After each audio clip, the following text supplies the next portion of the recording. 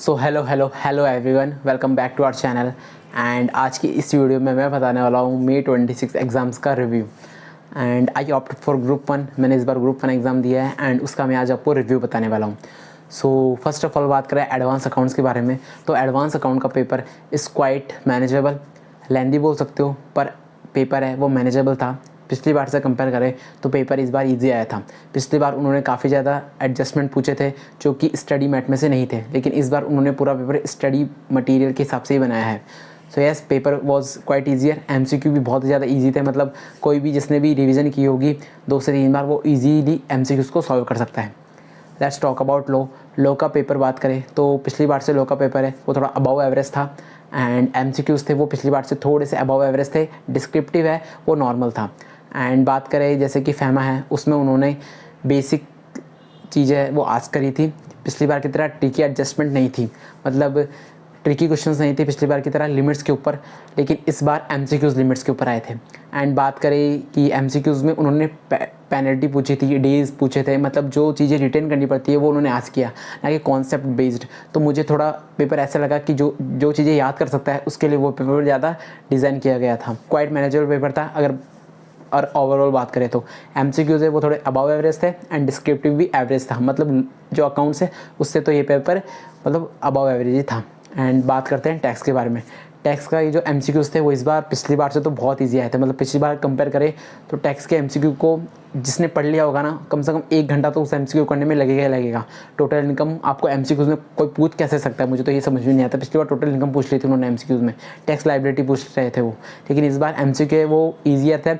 एक कॉन्सेप्ट को लिया उसके ऊपर MCQ बनाया ख़त्म, दूसरे कॉन्सेप्ट को लिया उसके ऊपर MCQ बनाया ख़त्म, मतलब पूरा आपको कैलकुलेशन नहीं करनी पड़ रही थी।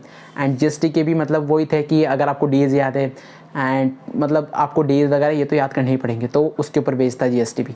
और बात करें DT डिस्क्रिप्टिव तो वो इस बार बहुत ही ज़्यादा लेंथी था। बहुत रिज्यूम में से क्वेश्चन बनाने के लिए कहा गया था, टैक्स लायबिलिटी कैलकुलेट करने के लिए कहा गया था, लेकिन अगर आप एक टिक लगाते हो मतलब उसमें कोई अच्छी एडजस्टमेंट ज़रूर होगी जिससे आपकी टोटल इनकम गलत आएगी।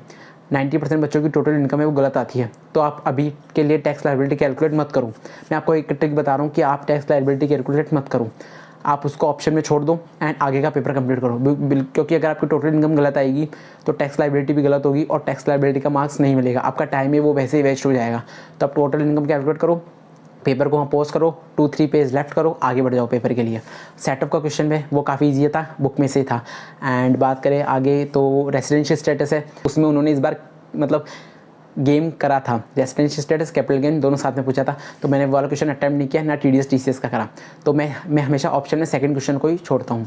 एंड बात करें GST के बारे में तो GST के ऊपर 20 मार्क्स का तो उसने उन्हें ITC पूछ लिया था, 20-25 मार्क्स का तो। एंड बात करें डिस्क्रिप्टिव तो डिस्क्रिप्टिव बाकी जो बचा हुआ है 20 से 15 मार्क्स का, उन्होंने बेसिक क्वेश्चन आज किए थे बाकी 15 मार्क्स के लिए, जैसे कि स्पेसिफाइड एक्शनेबल क्लेम्स एंड बाकी और भी बहुत कुछ, मतलब जो बेसिक चीज़ें होती है वो उन्होंने इस बार आज करी थी। पिछली बार की तरह नहीं था कि उन्होंने हर कॉन्सेप्ट के लेकर एक क्वेश्चन बनाया हो। इस बार ITC के ऊपर मुझे लगा था मैं GST का पेपर नहीं दे रहा, मैं ITC का पेपर दे रहा हूँ, इनपुट टैक्स क्रेडिट का। सो यस, ये कुछ ओवरऑल रिव्यू था। GST के मैंने आपको बता दिया है, आपको GST के डेज याद करने पड़ेंगे। एंड लॉ में आप ऐसा नहीं कर सकते कि आप कॉन्सेप्ट बेस्ड के हिसाब से MCQ करने जा रहे हो। MCQ में भी वो पेनल्टी पूछ लेंगे, वो डेज पूछ लेंगे, तो आपको मतलब याद तो करना ही पड़ेगा ओवरऑल बात करें। एंड इस बार मैं बताऊं तो अकाउंट्स का पेपर मुझे बहुत ईजी लगा।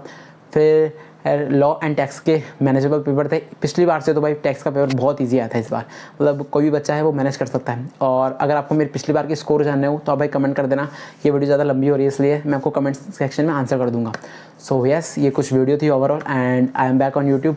सो यस, अब कुछ वीडियो बनाऊंगा, आपको किस टॉपिक की वो वीडियो चाहिए वो मुझे बता देना, मैंने नॉलेज तो भाई काफ़ी ले ही लिया। सो यस, मिलता हूँ आपको किसी अगली वीडियो में, तब तक के लिए bye bye, sayonara, peace out. You can connect me on Instagram, Telegram and LinkedIn। So मिलता हूँ आपको किसी अगली वीडियो में, तब तक के लिए बाय बाय।